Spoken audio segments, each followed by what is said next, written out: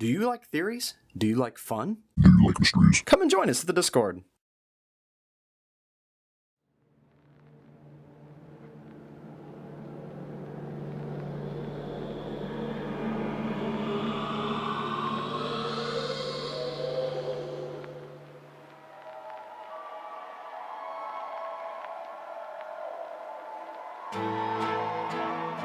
Now I would wager all of us here tonight have seen it without even realizing.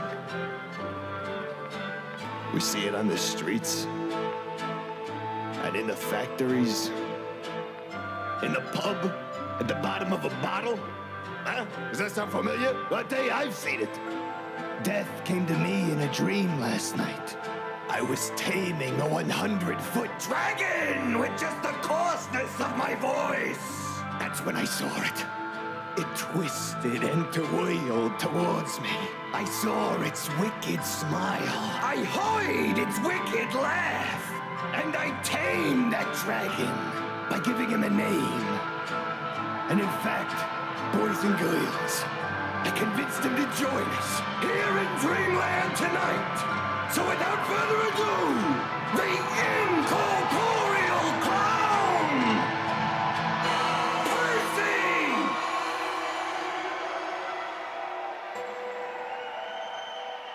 Percy? I thought we changed that. Mischief. The incorporeal clown. The shape-shifting dragon. The comic relief. Hey buddy, you're a bit early. The restaurant doesn't open until 5. I might have to switch over to something more sustainable.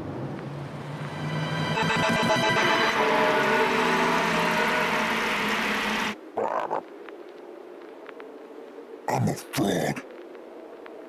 And I'm feeling fresh. What life, what mystery he brings to the series. He is the very essence of Umami's interface. And yet, we know almost nothing about him.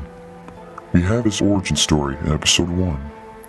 But how do we know that this is his story? The series creator, Umami himself, said that he doubted that this was Mischief's true origin. We also get a reference to his birth here. We also see that he, at one point, was in cahoots with the ghost. He seems to feed on those who were lost. Could the ghost have been there to deliver the souls? The strong eat the weak. But what about parasites? Isn't that what you're doing, Mischief? Guilty. Maybe he was following an agent of death, using its knowledge of when and where someone would die to hunt for food. So, is Mischief a natural being? The name Percy could be referring to the famous clown, Percy Huckster. He was born within the time period involved, and at the outbreak of World War I, Percy joined the Royal Naval Air Force and was posted to the Argentine Sea, where seaplanes conducted anti-submarine patrols. This would connect with Mischief's original story, but unfortunately, this is where that trail went cold. That was when my research took a slightly different turn. Originally, I had thought that perhaps Mischief was one of the women in the series, but I believe I was too quick to jump to conclusions. If we dive further into Magritte's inspiration of the Great War painting, we will find that the painting is not referring to a woman at all, but more the spirit of war, or should we say the spirit of death. What is death?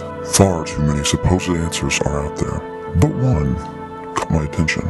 I have something that you might want to know. You can choose to accept it, or not. One thing is for certain though. Is that it? Is that the key? In the book of Genesis, a serpent within the Garden of Eden tempted Eve with fruit from the tree of knowledge of good and evil, introducing sin, and thus introducing death into the world. While doing research on the Garden of Eden, I found a connection between many world religions under one name.